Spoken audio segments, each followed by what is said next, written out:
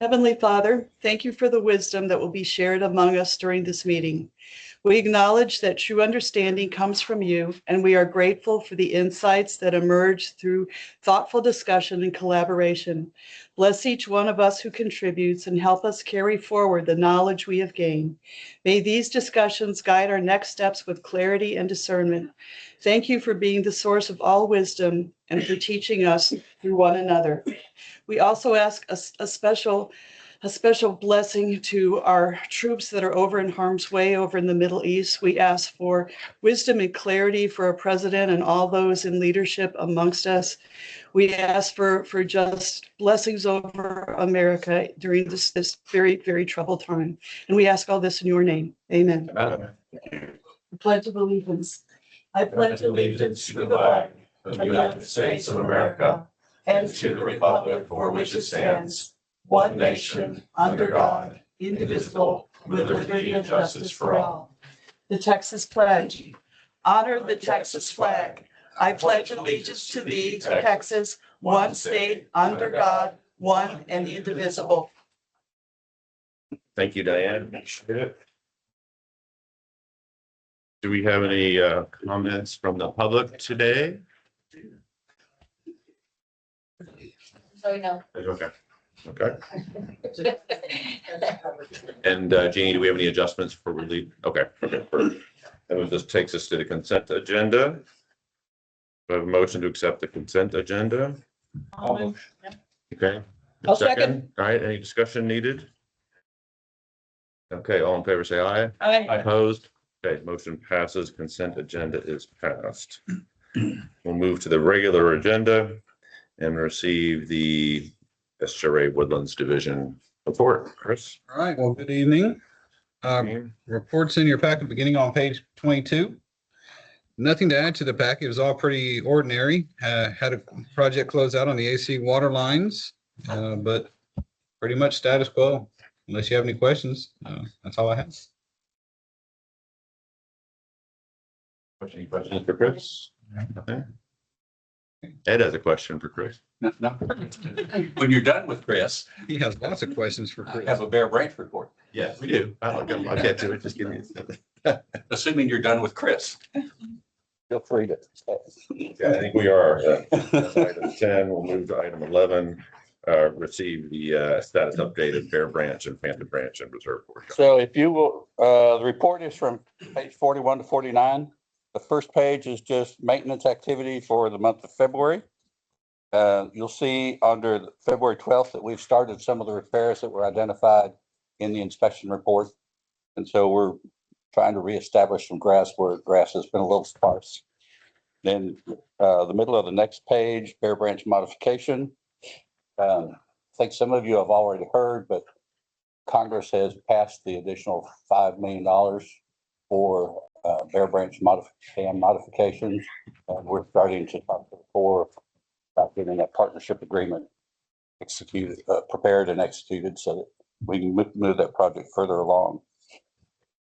What really happens there? They take the whole project, right? And or not? What's the relationship between the two? On these, it's still locally designed, still under our control. The projects that actually go back under the Corps' control start at 20 million and go up. And so we're staying under that so that we can maintain local control.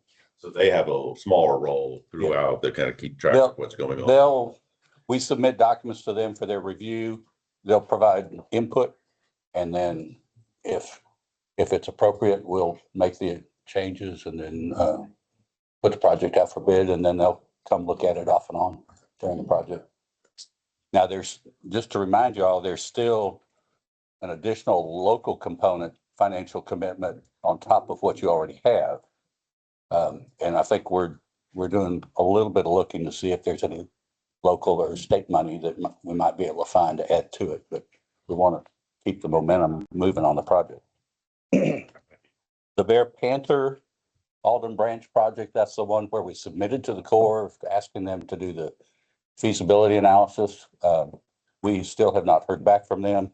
So while we're talking to them about the other project, we'll poke them a little bit and see if there's anything if anything's happening there, but you know, they've had a couple shutdowns.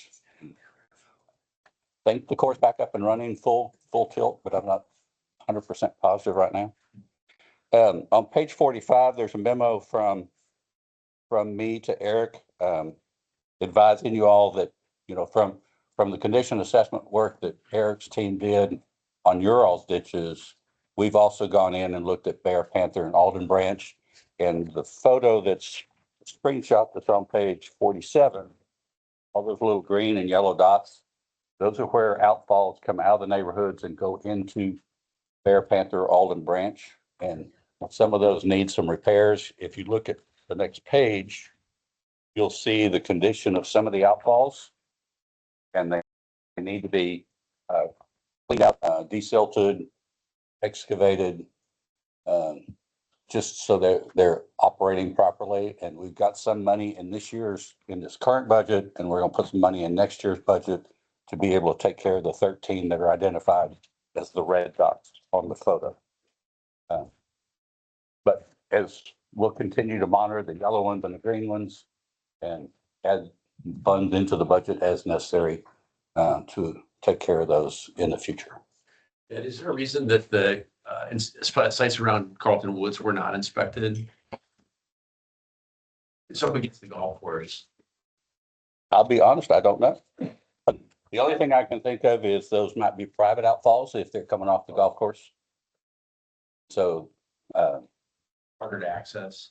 well, wouldn't be our responsibility if they're private. Okay, got it. Other question? Anything for Chris? Thanks y'all very much. All right, thanks. Next is item 12. So you're going to act on the engineer's report. Okay. It's the item 13, pay application number 6, retail water collection system rehabilitation year 2. Pages 50 to 57. Yes, we have pay estimate number 6 for the sanitary sewer project. The overall pay estimate was $130,427.31, of which a good bit of work was done in 47 this month to the tune of $50,031.28. So I need approval of pay estimate number 6. I'll move to for your approve share. that. Okay, we have a second. Second. Okay, all in favor, say aye. Aye. Opposed, none. Item 13 passed. Next item is also the same project. Yep. That is for change order number 2, which is to extend the contract completion time by 90 days out to June, which I believe they'll be able to finish the work that's left to do. So I need approval of I'll that. move to approve that as well. Okay, so we have a Second. second. Okay, all in favor, say aye. Aye. Okay, opposed, none. Passed. Well done, team. Okay, now we're getting some good stuff. 15, we're going to talk about the supplement agreement with SGRA with respect to the bonds for the Tier 1 water line renewal projects. Yeah, so SJ prepared this document here, those copies up there. This is the 10-year timeline. We revenue.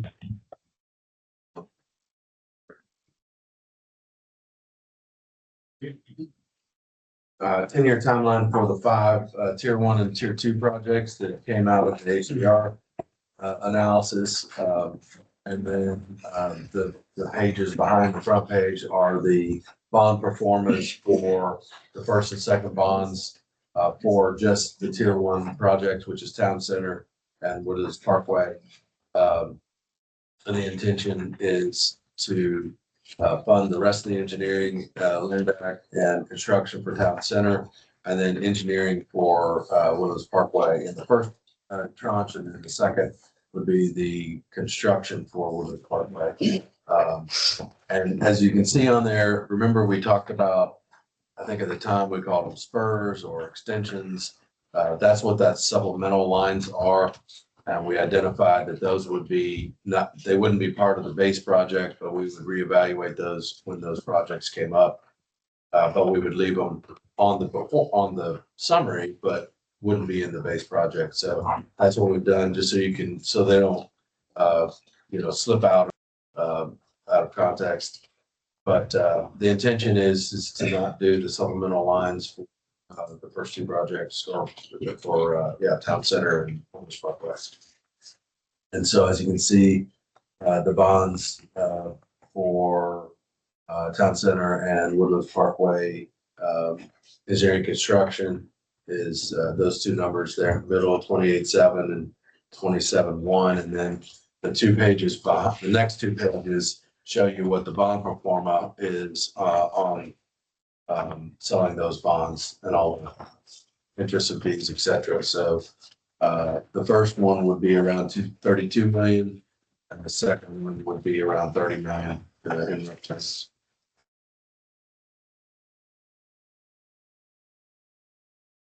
And then I think the plan is that, when we get into, around year 5, it was to kind of do a relook at projects 3, 4, and 5, as well as any supplementals that hadn't occurred at that time, to see if they needed to be included or kept out of the base project. And that still would be the plan.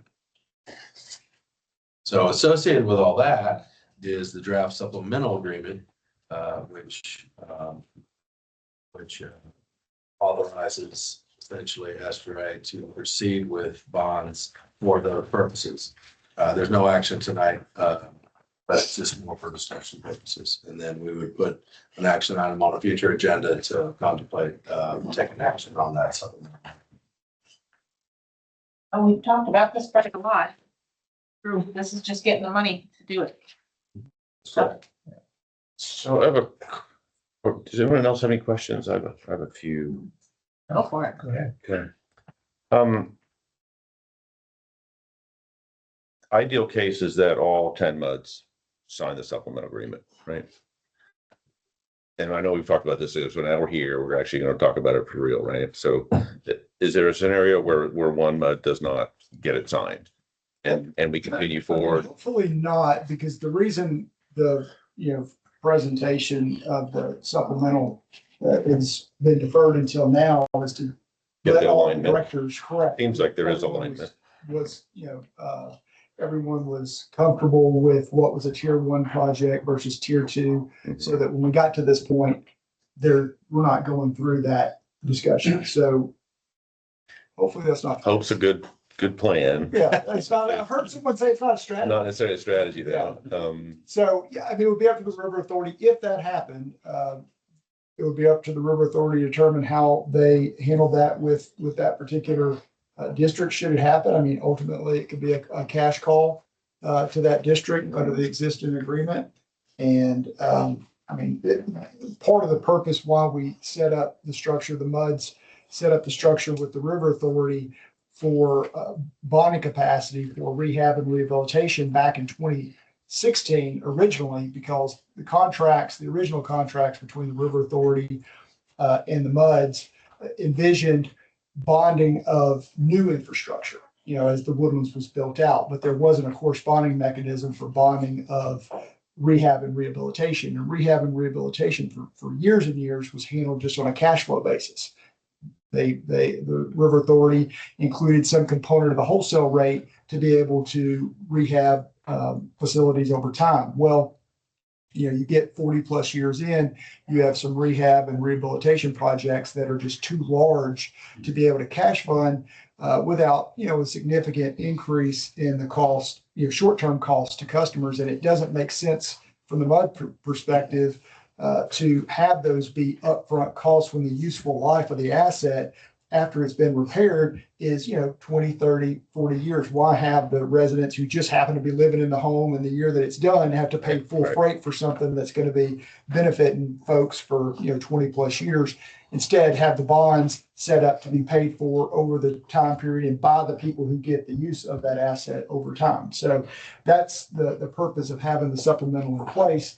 But so it doesn't really make sense why a district would really want to hold out, because then essentially you're having to pay all that, upfront. It seemed like everybody was in agreement. Correct. In all the supplemental meetings we had. Yeah. Everyone I've talked to and other MUDs seemed to.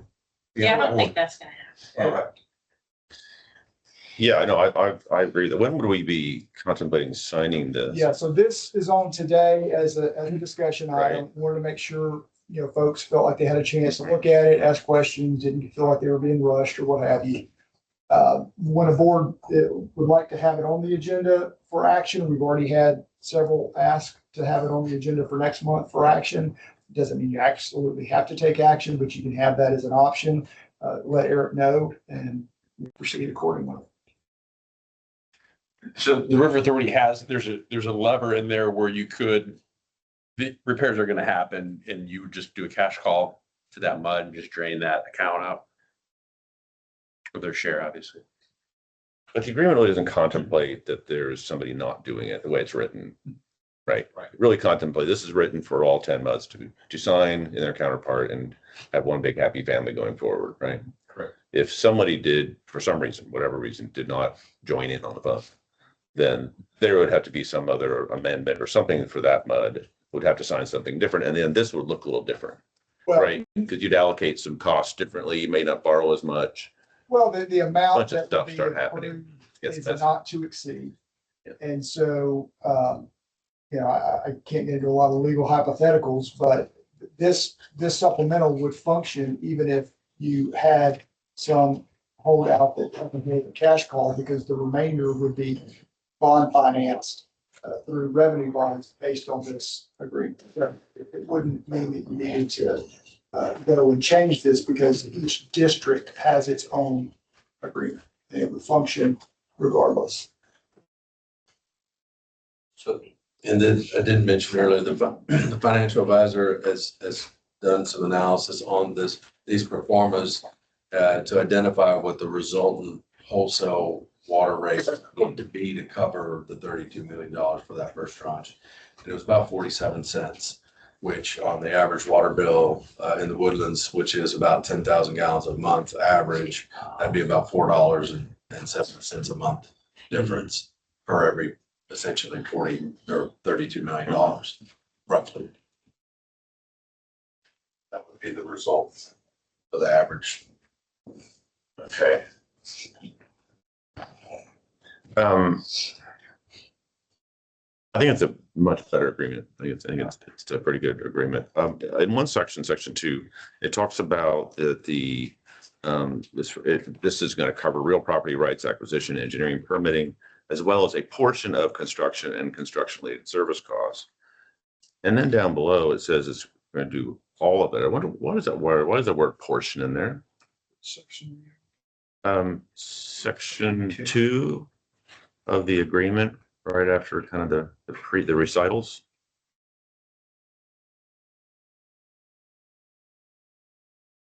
It's the third sentence from the bottom. Right in the middle of that sentence, construction costs as well as a portion of construction and construction-related services. And I read that, put a question mark by it, and then I went down below and it says, really for all the construction. I'm just wondering why it said portion there. I think that kind of gets into the discussion that we had at the last meeting about the supplemental lines. If those were going to be tier 1, they would only be partially funded. So we probably do need to, in a previous meeting, there was discussion about the third item on tier 1. And really, I think the agreement between the River Authority and Eric and some of the other board members that have commented on it is really the Woodland Parkway supplemental lines should be dropped into tier 2 and not be a part of the bond, the 2 bond issues for tier 1. So I believe if we take that down to tier 1, then all the remainder would be funded. It wouldn't be a portion of at that point. Yeah, because the bond is set to pay the entirety of Town Center and the entirety of Woodlands Parkway minus the supplemental line. So the would for portion, if item 3 under Exhibit A is moved down to tier 2, shouldn't be removed. Yeah, I think so. It seems weird. You just look like a conflict to me. Good comment. You did read.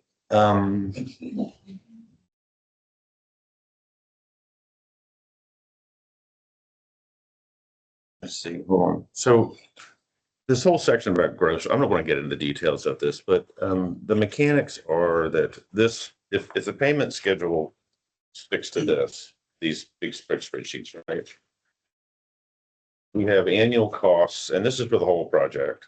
So this gets allocated by each mud, to each mud, I'll say, based on the, Yeah, so it's gonna be in the wholesale rate. So a lot of this language just is the wholesale rate. follows the, Math. well, it follows the 2016 structure. Yeah. So we didn't go and reinvent the wheel on how we would fund it, because we did the first bond issue for rehabilitation in 2016. And we came up with a structure with the River Authority to be able to have the River Authority issue those bonds. So we're using that same structure here. The main differences are that there's now envisioned to be 2 bond issues as opposed to back in 2016, there was only Right. one. All the language about gross proceeds and net proceeds, all that's the same. That's really just what is the security for the bonds. They're not secured by the districts. They're not secured by any other revenue source of the River Authority. So that's really what that's talking about. That's really for the bond purchasers. When you're evaluating, do I want to buy these River Authority bonds? Right. What's my security? Well, your security is that. It's limited to that.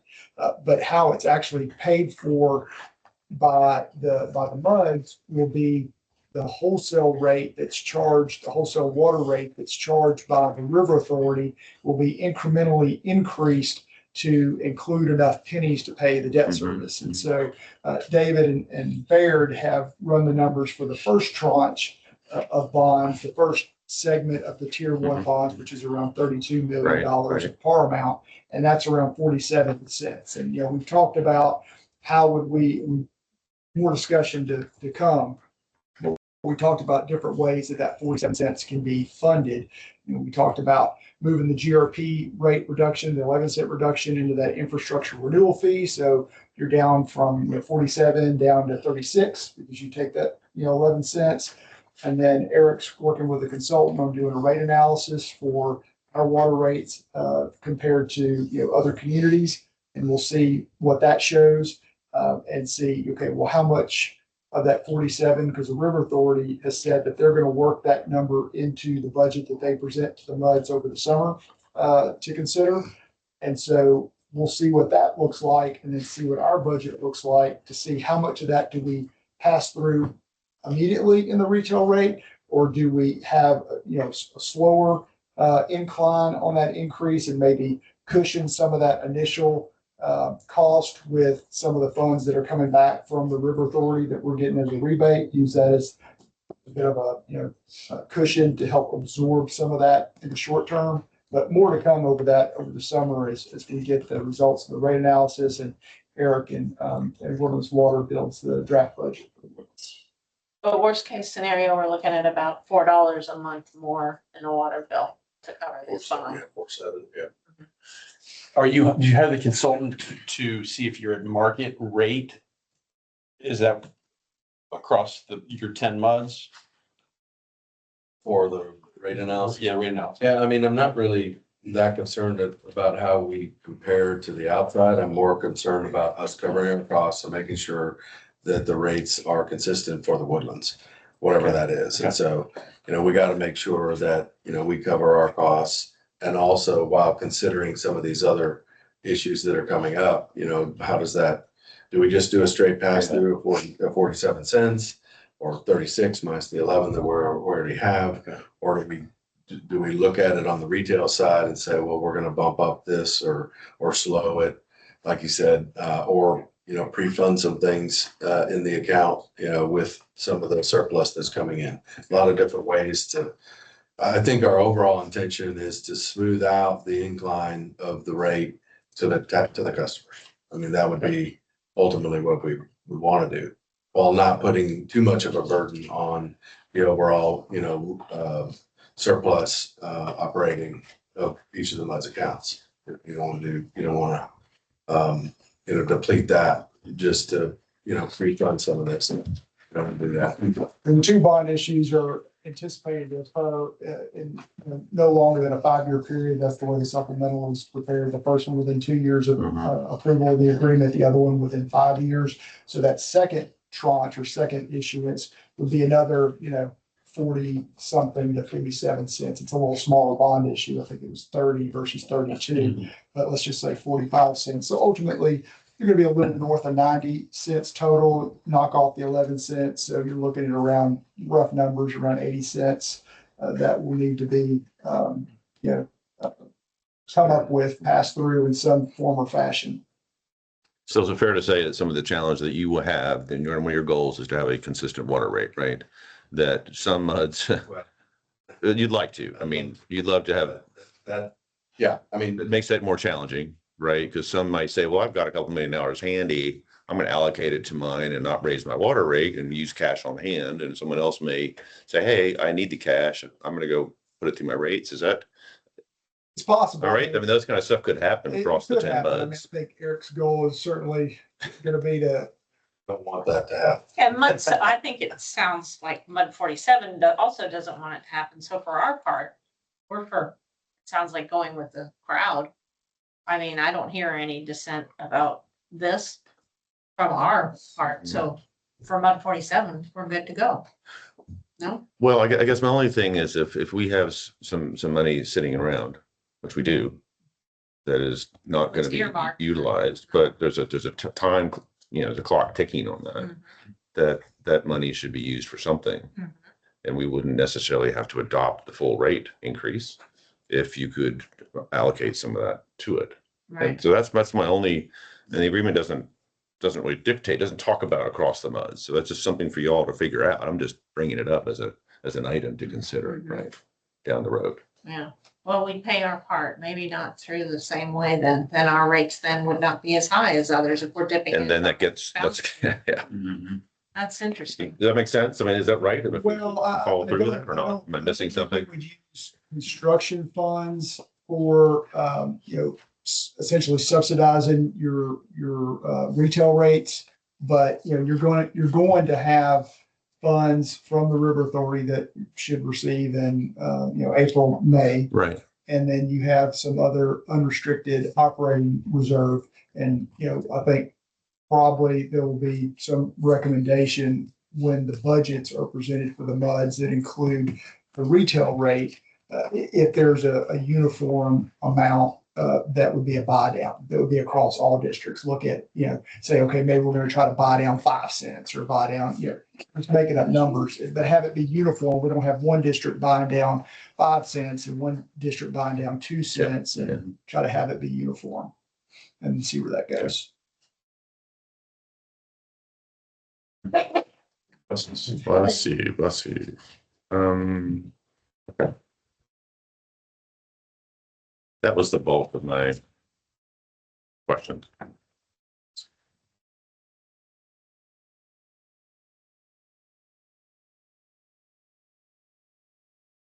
Anything else? All right, thanks. So are we gonna put that on? It's on the agenda? Yeah. We can do it now. We've got an item at the end to put things on our agenda, so Yeah. I'm happy to I do mean, it. it sounds like we've Let's do thought it. about this enough that let's put it on next month to make it official.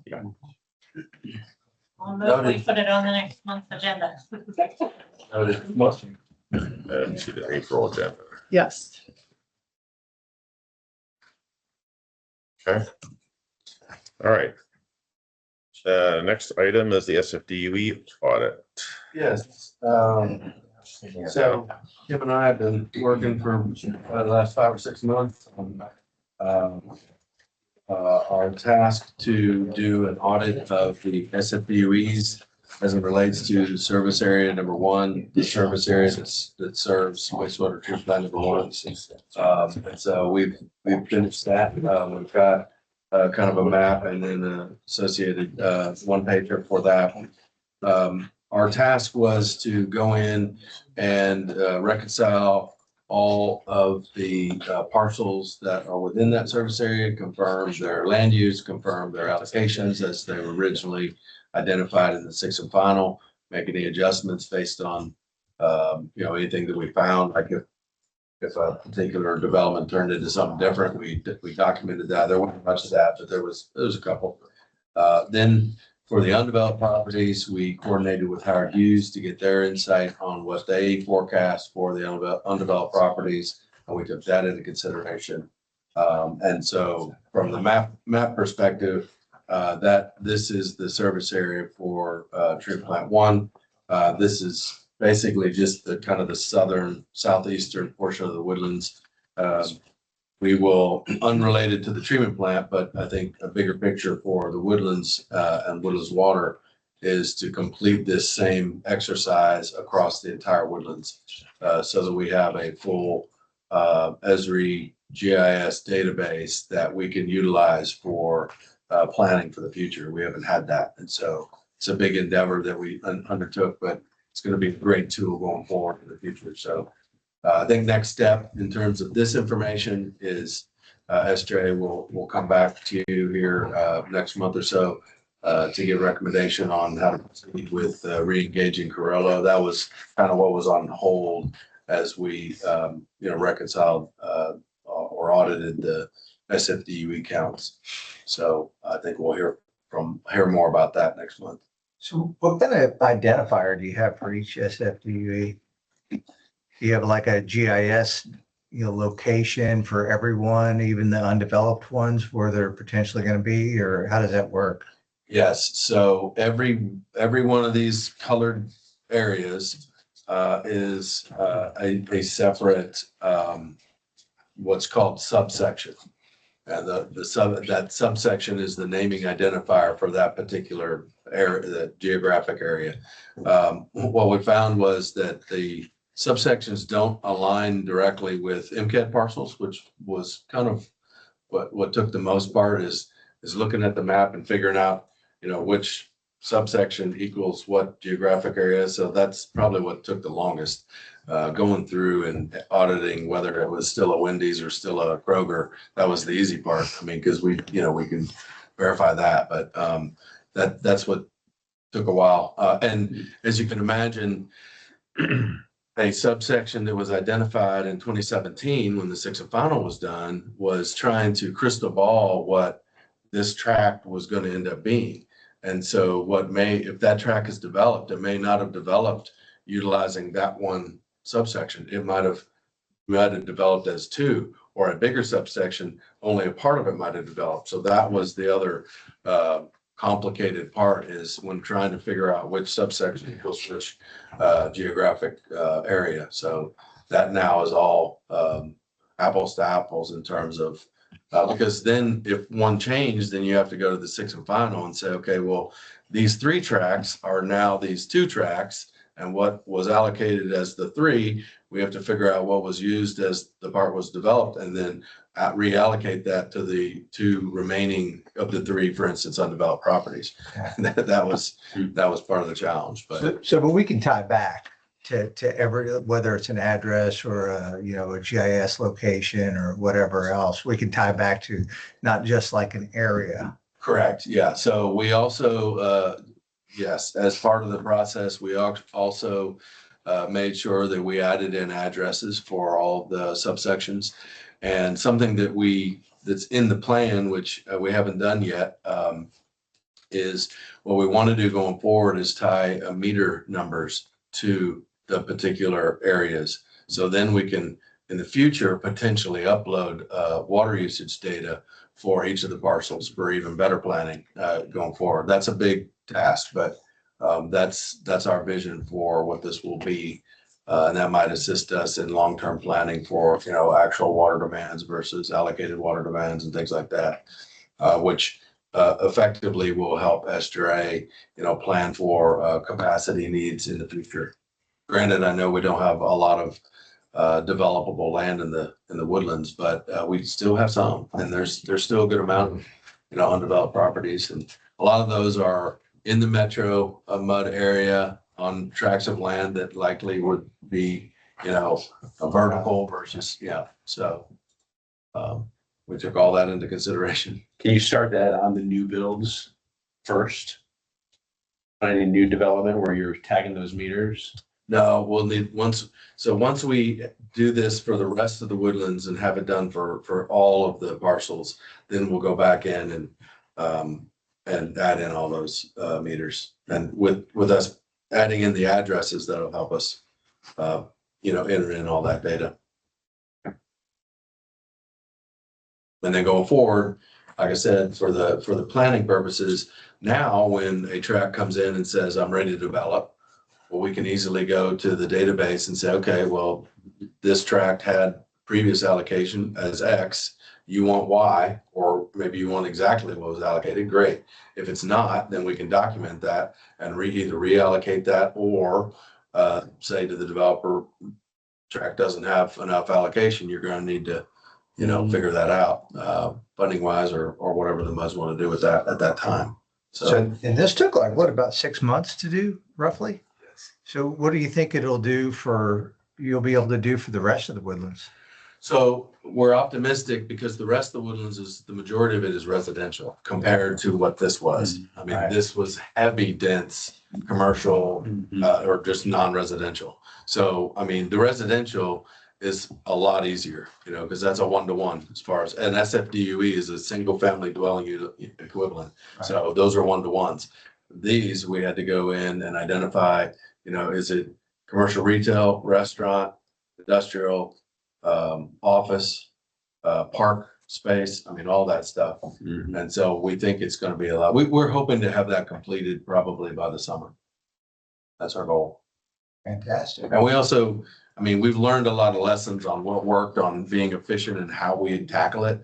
So that was the part of the initial early days was what's the best way to get through every one of these? We had 2 screens up, 2 computers up, multiple, pages to try to triangulate how to piece it all together. So we think that the rest will be a little bit easier. Awesome. Great job. It's a good project, Yes. a really good Yeah, project. heck of a lot of work. And a lot of it is just piecemeal. It's not that you can go to AI and just ask for it. It's like the hunt and peck and paste it all in. Yes. Eric, I know we had some discussions at the meeting last week. It's worth just, if I could just get into it maybe a little bit. The vacancy rate, it looks up in the 2024 vacancy rate, that section here, that second section, it's pretty straight math, right? You kind of factored down the analysis. You said vacancy rate was 32. So that number included undeveloped properties as well, and that was directly from F&I's report. Okay. Based on what they had found. We didn't go in and try to prove that up. We just utilized F&I's number. In ours, we got our number from the EDP and Chamber, which they had data on that they had reported at the Economic Development Conference recently. Okay, so can you help me understand on the nearer section, the 2026, the kind of the first bold section? You've got your SFDUEs, developed, undeveloped in total, and then you have the 14% vacancy rate math, right? How do you get that 19,870 with a 14% vacancy rate? Is it a different kind of math than you used up at F&I? I mean, as far as the arithmetic? No, it's 14% on the 23,000.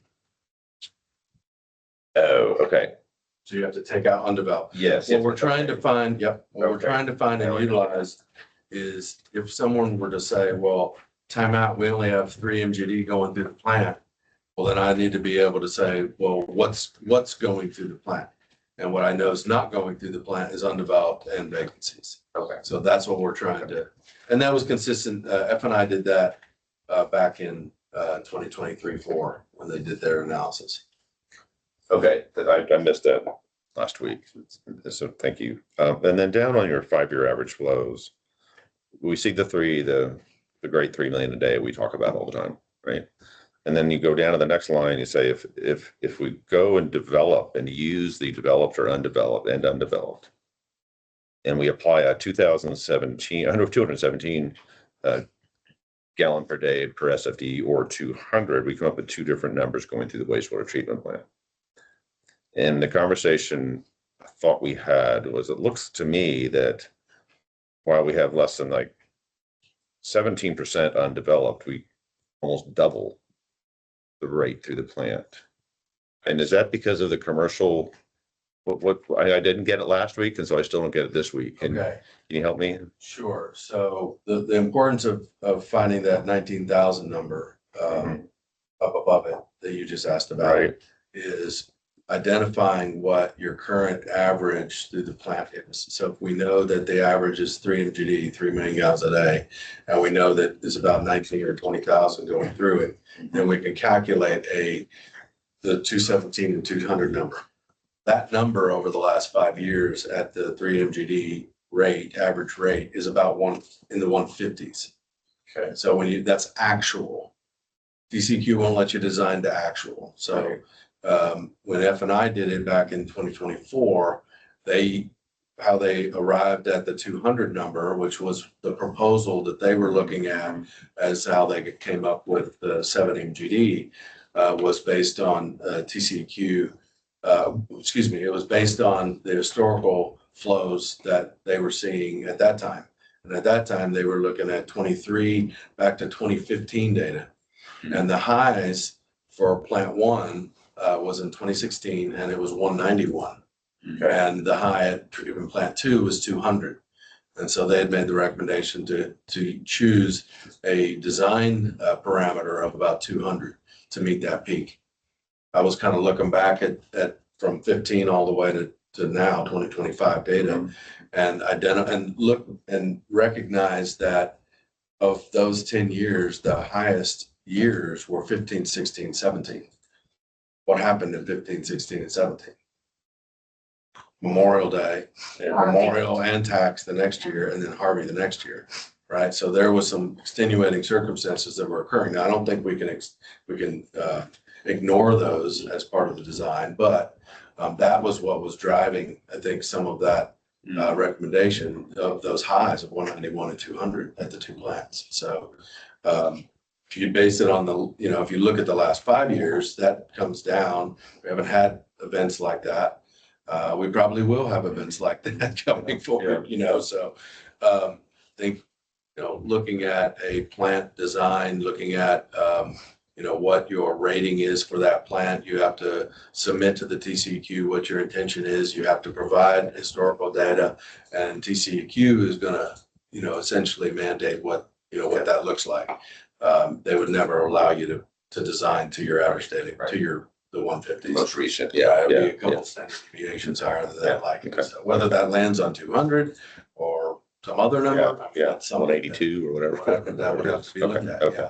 So I just gave those two bottom numbers just really for reference based on the current design, which is 217, and then what was last proposed in the F&I, which was 200, just to give you perspective about that. Doesn't really mean anything necessarily other than that's the last numbers we saw from the engineers.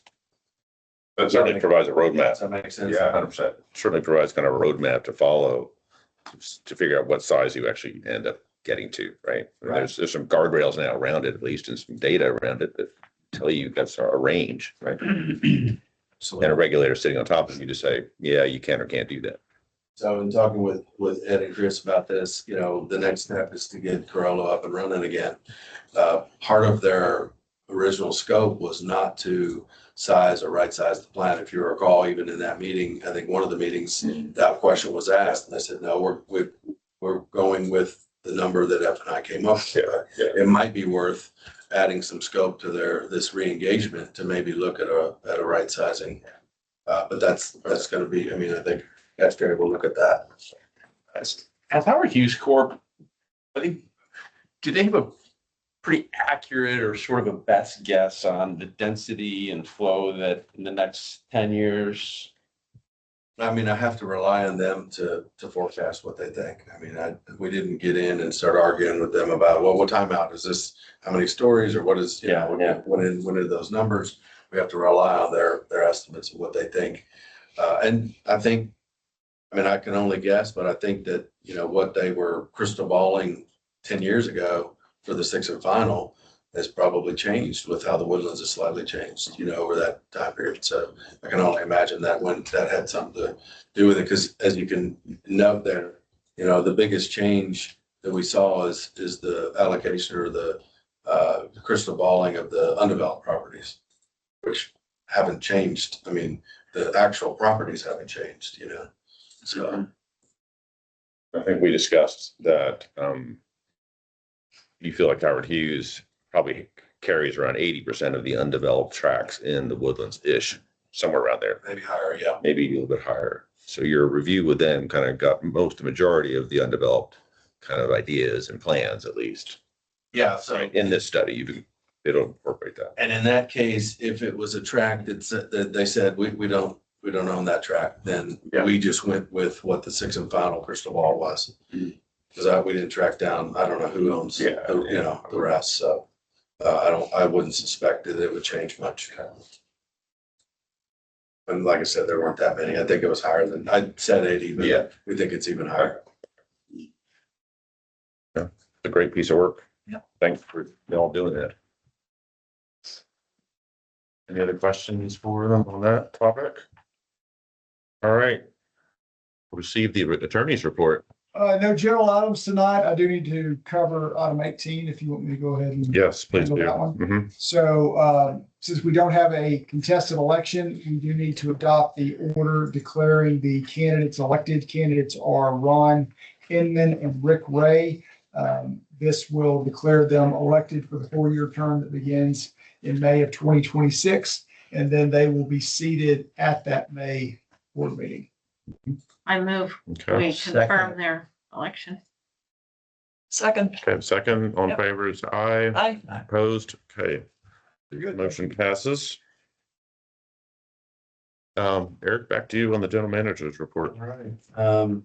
Wanted to point out a couple of things in the report, 84 and 85, you'll see an updated summary sheets of typical water bills and tax rates as you compare Woodlands compares to other municipalities in the region. We update this every couple of years, and so this is the latest and greatest.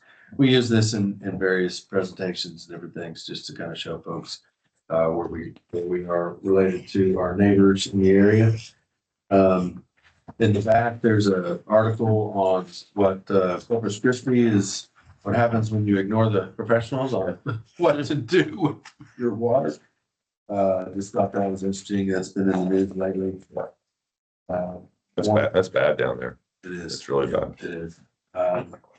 Wanted to update you on our ditch endeavors. I think I noted last month that we had just, we're about to hire some individuals. We have onboarded them and going through training, and they actually already started working on some of the ditch work. So still, as a reminder, we're not having them do all the heavy pipe work and things like that. We have contractors for that, but they'll be doing some minor desiltation and tree cutback and things like that in and around the ditches. So they're excited and already hit the ground running.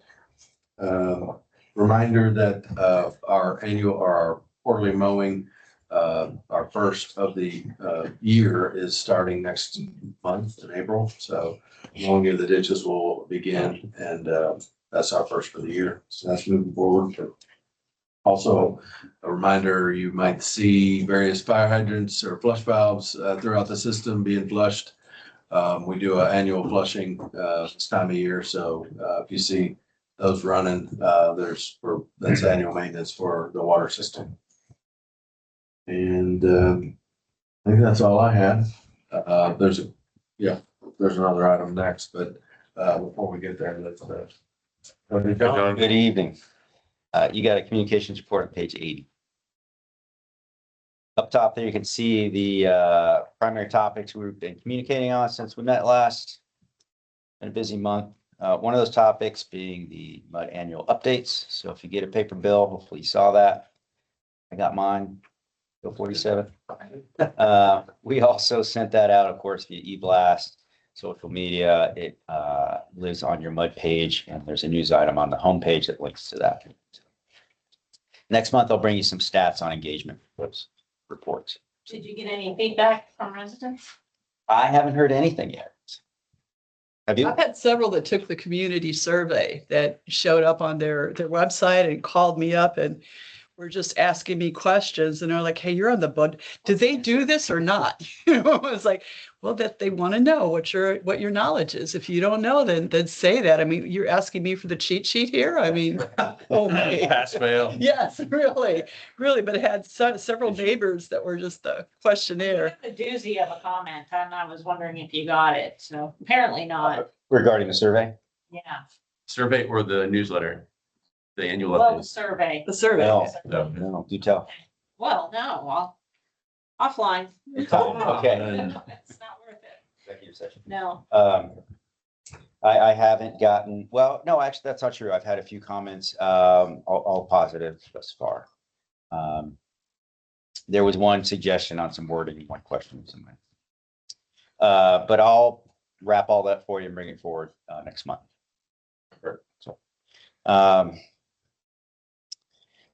examples of current communications in a couple pages. If you look at the page, at the bottom of page 82, we have an article now in the Woodlands Community Magazine on residential water usage for 2025. The upshot of that was it was a good year for wise water use. We had 32% less rain in 2024. Despite that, we only used 2% more water year over year. So good job, community. And in-person outreach calendar at the bottom page 83. Need to add some things to that. I'll be looking to get out to more village associations here this spring, so that we'll add to that calendar. And with that, any questions? Yeah, thank you. Yes, thank you. Good job. Okay, item 20, review and discuss the SJRA GRP Global Amendment. Yeah, we held a meeting, Aubrey Spear attended with his team to talk about, in a little bit more detail, kind of how, what their thoughts were as they were going through the settlement, as well as, kind of what the wording in the global amendment means. So I think it was a really good meeting. And I think folks appreciated having that insight. We also submitted our comments, those that I received from directors. So SJ has those. They acknowledged that they had those and they were receiving comments from the rest of the GRP participants, and that they would be going through those to evaluate the comments. And then as they're reviewing that, if there's any adjustments to the global amendment, they'll make those accordingly. And then I suspect probably in the next few months we'll see a final version if there's any changes at all. Potential of later this year. I think, as I recall, it needs to be completed or voted on by January 1 of 2027, or at least it'll go into effect by that date. So we've got a little bit of time. We'll see where it goes.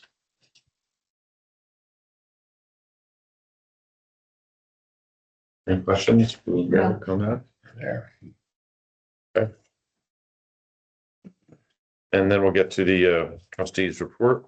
Eric?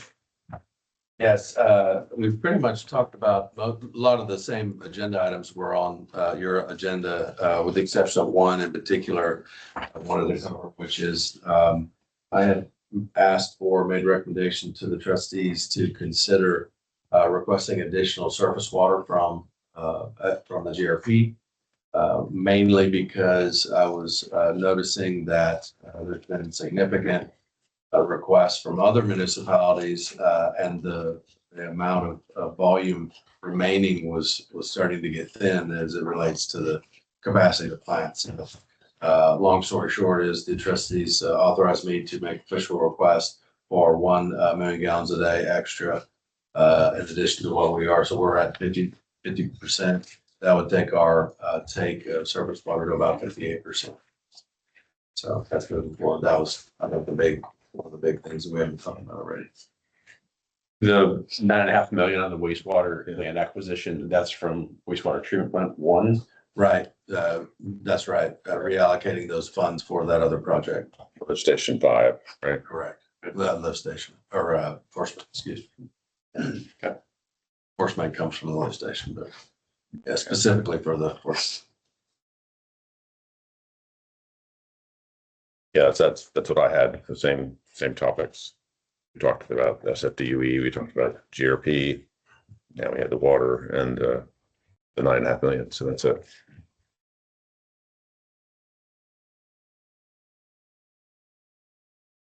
Okay, do we need to recess to close session for any reason? Okay, then we don't need to reconvene. Still don't have any comments from the public, and we have one topic at least for the future agenda. Anything else? Okay. All right, very good. Thank you, everyone. All right. Meeting adjourned.